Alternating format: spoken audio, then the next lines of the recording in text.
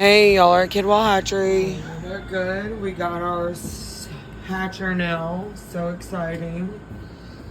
I had to move these guys because I couldn't keep fucking with this door. I couldn't get it closed. Oh, look at you. Look at his feathers.